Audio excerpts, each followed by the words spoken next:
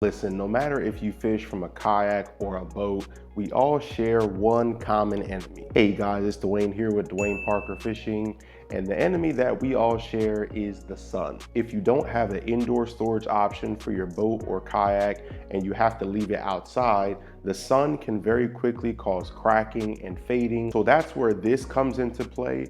This is 303's Aerospace Protectant. It's a UV protectant, which is great for making sure that your plastic or fiberglass vessel stays protected from the sun's rays all year round. To apply, just make sure that your kayak or boat is as dry as possible and apply it out of direct sunlight. Allow it to dry completely and repeat as necessary throughout the season. I picked this up at Great Bay Outfitters. Usually one bottle will last me a full season for my kayak because a little bit goes a long way. So if you want to make sure that your kayak or boat stays protected all year round, definitely check this out. Take it easy.